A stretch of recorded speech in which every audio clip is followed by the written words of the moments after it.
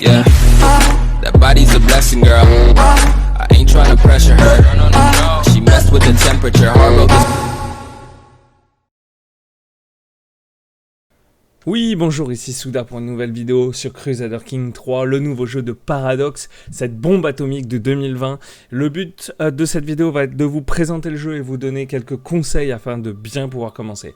Alors, le but des Crusader Kings, cette série de 3 de Paradox, c'est un jeu de stratégie, grande stratégie, donc vous incarnez pas un empire ou pas un royaume, mais vous incarnez un personnage et sa dynastie. Vous incarnez à sa mort, à la mort du personnage, son descendant, qui va récupérer son royaume.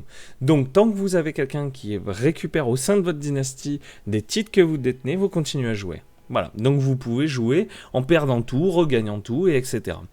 Le but du jeu, c'est de continuer à survivre et de s'étendre le maximum. Au niveau de votre personnage, donc vous avez en bas à gauche ce gaillard, ce mec musclé, le grand chef Dunshad que j'incarne ici, qui à l'origine venait de Osmond, qui était juste comte donc, de cette partie-là en Irlande. En cliquant dessus, vous allez avoir le développement de tout ce qu'il est et de tout ce qu'il possède. On voit ici par exemple qu'il est grand chef du Leinster, donc sur la carte, c'est ce qu'on voit entouré de blanc. Il est aussi déteneur de 7 titres, donc en cliquant sur les titres, vous pouvez toujours voir ce que c'est. Ça vous permet, quand vous prenez un personnage, de toujours savoir ce qu'il détient. Ça, c'est pas mal, ça vous donne une base.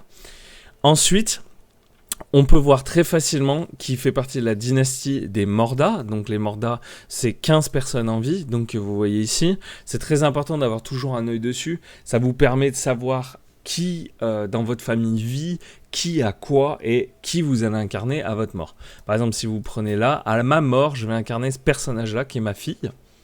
Donc c'est très bien parce que mon titre va être donné à ma fille. Ça veut dire que si je meurs, c'est pas la fin de la game. Vous perdez la game uniquement quand vous perdez tous vos titres ou quand vous mourrez sans descendant de votre dynastie. Donc voilà, la dynastie c'est ça. En plus on a une petite phrase qui est un peu comme les Lannister dans Game of Thrones, qui résume un peu votre façon d'être et de vivre. Donc voilà, ça c'est la dynastie. Vous avez ici les titres et alliances dans la diplomatie, dans le panneau, donc toujours en cliquant, hein, je reviens pour bien vous montrer. Ici, vous avez les diplomaties. Là par exemple, je suis allié à cette personne-là, au Met, que vous voyez ici, qui ne fait pas partie de ce que je suis. Hein. Le Met, c'est pas le Leinster comme je suis. Donc c'est pas mal, ça veut dire que si je me retrouve en guerre avec quelqu'un d'autre, le Met va lever des armées pour m'aider. Et si je me fais attaquer, pareil. Et par contre, c'est gagnant-gagnant. Il va falloir que s'ils se fassent attaquer, je leur joigne dans ces conflits-là. Quand je clique sur lui, hop, ça me fait apparaître le chef du Maint. Donc si vous cliquez sur un territoire sur la carte, hein, je peux cliquer ici pour la Merci, c'est pareil. Pour lui ici, vous l'avez lui, vous avez aussi ses alliés. Donc comme vous pouvez toujours consulter avant de déclarer une guerre, quel allié la personne a. Parce que si vous vous attaquez à quelqu'un qui est allié avec le kingdom le plus puissant du monde, vous allez vous retrouver en infériorité numérique, même si vous avez l'impression que la personne que vous attaquez est faible. Donc il faut toujours regarder avant d'attaquer quelqu'un s'il a des alliés. Là par exemple, on peut voir qu'il est allié avec un comte, hop, qui se retrouve en Écosse. Donc il est potentiellement, il a 110 hommes, donc là on voit le nombre d'hommes de la personne que vous ciblez, mais potentiellement il a des alliés. Donc il faut faire attention à ça, hein. Dans l'interface du personnage, vous avez, donc comme je l'ai dit, votre nombre d'hommes, vous avez un résumé de l'or et du prestige et de la piété que vous retrouvez aussi en haut à droite de l'écran. Hop, c'est par là, pardon. En haut à droite de l'écran, vous retrouvez toutes ces informations-là, l'or, le prestige, la piété, la renommée de votre dynastie. Donc la renommée de dynastie, c'est plus les membres de votre dynastie réunissent des titres. Ça vous fait un petit boost que vous pouvez après utiliser pour faire prévaloir votre dynastie. Voilà, donc c'est assez intéressant. Votre personnage a aussi des traits qui lui est propre, qui n'est pas propre à la dynastie, mais qui est propre à cette personne-là. Donc vous avez ici, par exemple, moi j'ai confiant, j'ai sociable, j'ai indulgent, et j'ai aussi fin intellectuel, herboriste, érudit et journal intime. Donc ça vous amène des petits boosts de stats. Les stats, vous les retrouvez juste en dessous. Par exemple, j'ai 19 de diplomatie, 9 de martialité, 12 de stewardship qui fait l'intendance, 1 d'intrigue, je suis suis horrible en intrigue, hein, et 31 en érudition. Alors, la diplomatie, comme vous passez dessus, vous le voyez, ce que ça fait, je vous laisserai le découvrir en jeu. Donc, chacun amène un effet différent. Par exemple, l'intendance, c'est l'impôt des domaines plus le nombre de domaines maximum que vous pouvez avoir. Et l'érudition, voilà, j'en suis assez gourmand avec ce personnage. Ça amène de la piété, donc de la relation avec l'église et la relation avec ma foi, mais aussi ça va amener tout ce qui est la culture. Voilà, la culture, je vais y revenir dessus dans très peu de temps. Je veux finir avec les personnages, mais je vais revenir sur la culture et c'est assez important. Donc là, on voit aussi le personnage en question. Donc vous pouvez faire ça avec n'importe quel personnage, hein. Vous avez sa religion, christianisme insulaire, je vais y revenir, et la culture irlandaise. Ici en dessous, vous avez la famille, la relation, les cours et les vassaux. Alors les vassaux, c'est assez important. Les vassaux, je vais y revenir plus tard, mais surtout la famille, c'est important. On voit ses enfants, sa femme, sa fille, sa mère, tout le monde. Donc ça vous permet d'avoir une vue sur qui est autour de vous. Est-ce que vous avez des enfants qui vont hériter? Est-ce que vous avez des frères? Là, par exemple, j'ai un frère qui est puissant, il est maréchal et vassal. Donc voilà, ça permet d'avoir une vue là-dessus. Je vous encourage toujours quand vous commencez une partie, ou même au cours de votre partie, très régulièrement à checker votre famille. Est-ce qu'ils sont mariés? Par exemple, si on clique sur ce personnage, on voit qu'il est marié et qu'il a 2 enfants. Donc j'ai des neveux aussi. Voilà. Donc ça, c'est important et c'est des petites choses qu'il faut savoir. Au niveau des enfants, quand vous avez un enfant, donc comme j'ai Eya ici, elle a des traits, vous voyez, enfant songeur. Elle gagne des traits au fur et à mesure où elle évolue, où elle grandit. On voit qu'elle a 8 ans ici. Ok, donc ça on le voit hein, sur tous les personnages. L'âge est ici et en lui mettant un tuteur, donc elle a un tuteur là, je lui ai mis plus tôt dans la game, elle va développer des traits qui vont être différents en fonction de son tuteur. Donc si son tuteur par exemple c'est moi, il me semble que c'est moi dans cette partie, je vais plutôt avoir tendance à lui donner de la confiance, de la sociabilité, de l'indulgence, mais surtout quand elle va passer majeure, j'ai une chance de lui donner ça, le fin intellectuel. Et selon le personnage que vous avez, alors c'est pas forcément de l'intellectuel, ça peut être de l'intendance, ça peut être de la martialité, vous allez lui donner potentiellement un trait d'éducation qui va de 1 étoile à 3 étoiles. Donc vous voyez hein, les petites étoiles sur l'écran. Et ça va lui permettre d'avoir de l'expérience mensuelle dans le mode de vie en question. Voilà, ça c'est vraiment pas mal. Par exemple, si je prends mon conjoint, elle a 1 en complot, donc en intrigue. Si c'était elle qui éduquait mon enfant, quand elle passait majeure, l'enfant allait avoir ce comploteur amateur. Parce que vu que c'est le 1, c'est le minimum, elle va l'avoir. Donc elle va avoir ce même trait-là. Elle va avoir un boost de 10% dans le mode de vie intrigue. Donc quand vous mettez en éducation un enfant, il faut surtout, moi je mets en priorité ça, quelqu'un qui a un nombre d'étoiles maximum ici. Donc si on va par exemple checker mon frère, il a 4 en martialité. Donc si je mettais ma fille avec lui, il y a de fortes chances qu'il gagne de 1 à 4 dans brillant stratège. Donc ça lui donne un boost en martialité dans l'expérience de vie et un boost de martialité tout court. Je vais vous présenter ce système de lifestyle, donc de mode de vie, dans très peu de temps. Vous allez comprendre l'importance que ça a. Donc ça c'est l'éducation des enfants. Donc vous mettez l'éducation d'un enfant aussi en fonction de ses traits. Par exemple l'érudition, c'est bien d'avoir un enfant qui est curieux. Ma fille, elle est curieuse. Non, c'est un enfant songeur. Donc, elle va avoir un boost pour tout ce qui est intendance et érudition. Donc, le mode de vie de ces deux-là va être important. Vous pouvez cliquer, quand elle a 8 ans, vous pouvez cliquer ici. Donc, à côté d'elle, vous voyez un intérêt. Et là, vous allez ouvrir ça et vous allez choisir un intérêt. Vous allez choisir dans quoi vous allez porter son éducation. Donc, si par exemple, je décide que Ea va être intrigue, je vais cliquer là et choisir centre d'intérêt. Ok ? Comme ça, je suis sûr qu'elle va avoir, quand elle va passer majeure, quelque chose, elle va avoir un boost en martialité. Attention cependant, je me suis mis moi en tuteur, donc elle n'aura pas un boost de 2 ou 3 étoiles, elle aura un boost de 1 étoile. Parce que moi, je le répète, uniquement un fin intellectuel. Je ne suis pas du tout bon en martialité et encore moins en intrigue. Donc là, vous avez des petites couleurs. Par exemple, parce qu'elle est songeur, en intrigue, elle va avoir un debuff. Ça va être très dur pour elle de le faire. Donc voilà, c'est pas avantageux de le faire. Par contre, en learning, vu qu'elle est songeur, en éducation, en intendance et en érudition, elle va avoir un boost. Donc voilà, le mieux c'est de choisir un de ces deux-là. Voilà, donc là, elle a déjà intendance, donc je peux lui laisser intendance. En sachant que je suis un fin intellectuel et que je l'éduque, le mieux c'est de lui mettre érudition, parce que j'ai un boost d'érudition, et elle va travailler son éducation. Ça augmente les chances d'avoir une étoile de plus. Voilà, ça c'est l'éducation, c'est très important. Alors là, c'est ma fille. Dans la suite de la partie, je vais avoir sans doute des fils qui vont hériter, parce que là, si j'ai un fils, vu que c'est généralement l'homme qui hérite, comme on peut le voir dans pays ici, puis succession, c'est un préférence masculine de la loi de succession.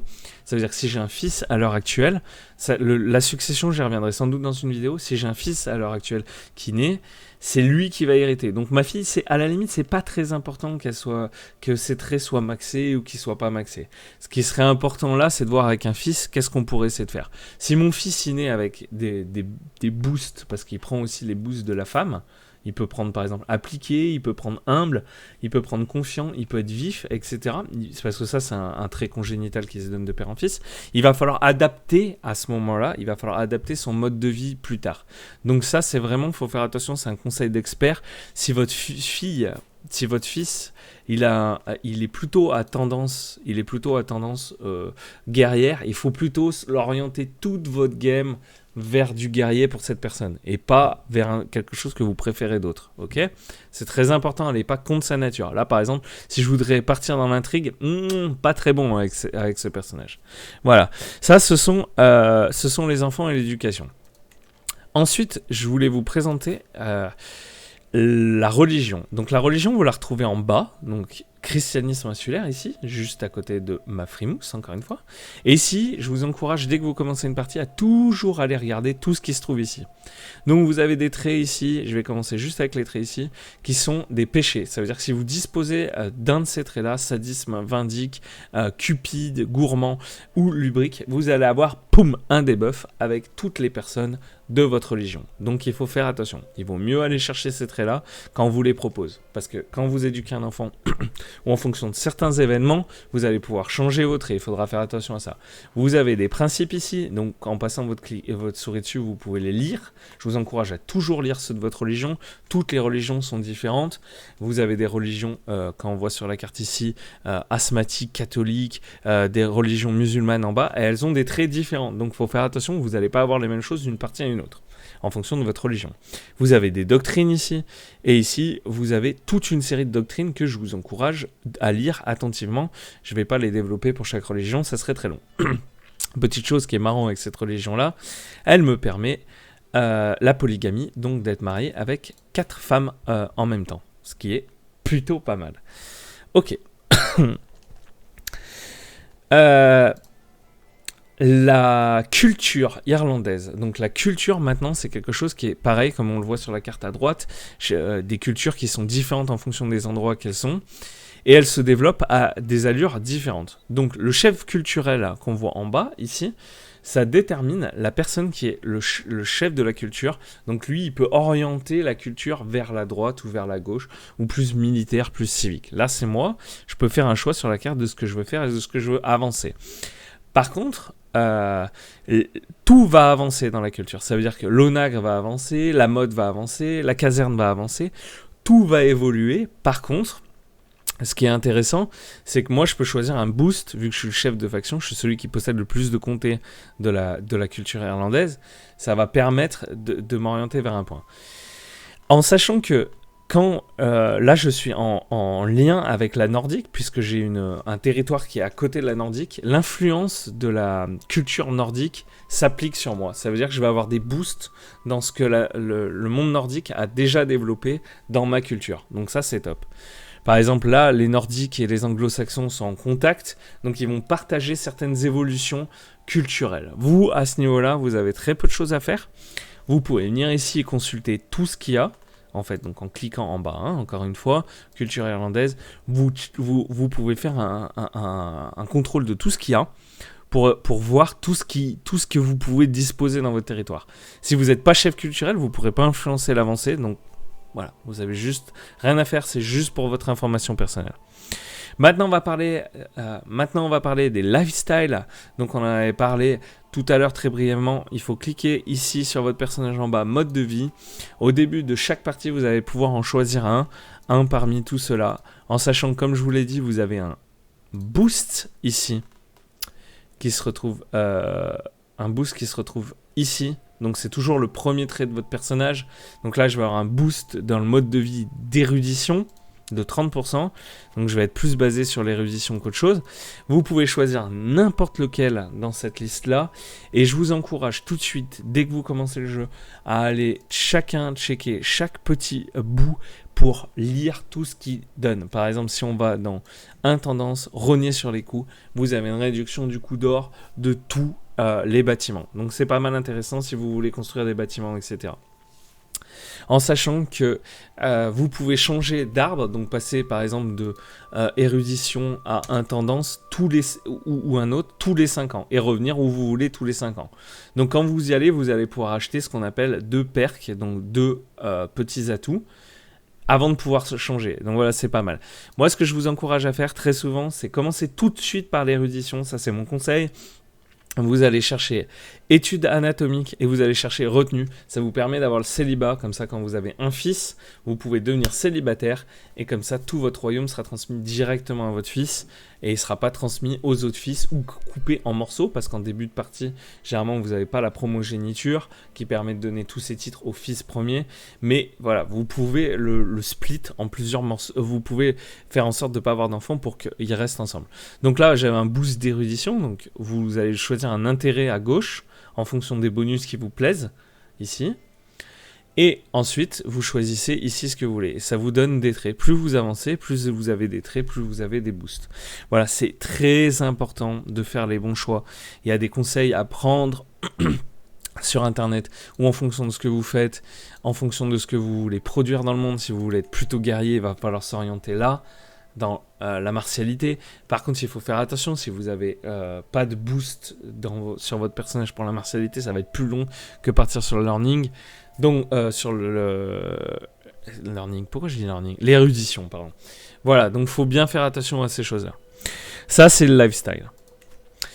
Ensuite, chose générale, vous avez ici le conseil F4 sur le côté, donc vous avez tous les onglets. Le militaire, j'y reviendrai bien plus tard. Mais là, vous avez le conseil. Votre femme, contrairement aux autres obtus, va vous aider. Donc, vous pouvez lui demander de vous donner un boost dans un seul domaine. Mais aussi, si vous mettez assister le dirigeant, elle donne un peu de tout. Donc, voilà, c'est pas mal. Vous pouvez ajouter ici un évêque, un chancelier, un intendant, un maréchal, un maître espion. Quand vous le choisissez à sa mort, vous mettez toujours quelque chose qui a la stat ici. Quelqu'un qui a la stat ici au maximum. Donc là, par exemple, on voit mon chancelier. Il a 4 en diplomatie. C'est très très bas, donc on pourrait le changer ici. Donc voilà, il faut toujours faire attention d'avoir le meilleur possible. Ici vous avez les actions qui peuvent produire, donc tous, je vous encourage pareil à les lire et vous les adaptez, vous les changez au cours de votre partie en fonction de ce que vous avez besoin. Je ne vais pas les détailler ici. Si vous avez des questions, vous trouverez des réponses sur les forums ou dans des guides. Si vraiment vous avez des questions, n'hésitez pas à m'ajouter sur Steam et je vous aiderai à y répondre. Généralement, ce que je vous conseille, c'est que l'évêque fabrique des clemmes. Toujours, les clemmes, j'y reviendrai plus tard, c'est comment conquérir un nouveau territoire. L'intendant, moi je l'ai toujours mis sur la collecte d'impôts, ça fait plus de sous. Lui, le chancelier, toujours se gérer les affaires étrangères, ça vous donne du prestige mensuel, c'est très très bien. Le maréchal, généralement, alors là, certaines personnes diront que c'est mieux de le mettre ailleurs. Moi je mets sur organiser l'élevé, ça me fait plus de troupes. Et le maître espion, pour moi, il change énormément dans une partie. Limite, il change même plusieurs fois dans l'année. Donc ça, le premier, ça permet de se battre contre les complots contre nous. Celui-là, ça se permet de supporter nos propres complots. Et le dernier, trouver des secrets. Tout ça, les secrets, etc. J'y reviendrai peut-être plus tard dans une autre vidéo. C'est vraiment complexe, c'est vraiment large. Et c'est pas vraiment le top. Les membres de votre conseil, vous avez un boost avec eux d'opinion parce que vous les avez mis à votre conseil. Et c'est pas mal. En sachant que quand on clique sur nous-mêmes, nos vassaux ici, en fonction de leur opinion, ils nous donnent un nombre de troupes différents. Donc il est important de toujours maintenir des bonnes relations avec avec ces vassaux, en sachant que vous avez des événements au fil du jeu qui vous permettent d'augmenter votre style de vie, d'améliorer votre style de vie, mais aussi de gérer votre opinion avec vos vassaux. Il y a d'autres techniques pour les vassaux, mais je ne vais pas revenir là-dessus, c'est une vidéo introduction, c'est très long et très vaste, mais en connaissant bien les combines du jeu, vous allez pouvoir gérer vos vassaux comme des dieux. Voilà. Je pense que j'ai fait pas mal de tours. Je voulais revenir sur le prestige. Le prestige, en cliquant ici et en maintenant sur le gain total, vous voyez comment vous gagnez du prestige. Donc voilà, ça c'est très important. Pareil ici, la dévotion, vous cliquez dessus et vous voyez comment ça monte. Le prestige et la dévotion vous permettent de déclarer des guerres, notamment lever des armées ou construire des bâtiments. C'est très important d'en avoir un maximum. C'est quasiment aussi important que l'or. Voilà, je pense que j'ai fait le tour. Globalement, ce qu'il faut retenir, c'est conclure des bonnes alliances. Je pense que c'est très important de conclure des bonnes alliances en entrée de partie. Ça vous permet d'aller vous battre très facilement contre des adversaires et d'étendre votre pouvoir plus rapidement. Il faut faire attention à votre style de vie, faire attention que vos enfants et vous suivez bien l'expérience mensuelle du mode de vie que vous avez, donc dans le premier trait ici, c'est très important, et de garder en main vos stats et d'essayer de les améliorer. Vous aurez des événements au fil du temps qui vont vous permettre de le faire. Voilà, je vous remercie pour cette vidéo, c'était vraiment super. J'espère en faire toute une série qui vont vous permettre d'avoir les bonnes bases sur Crusader Kings 3. Allez,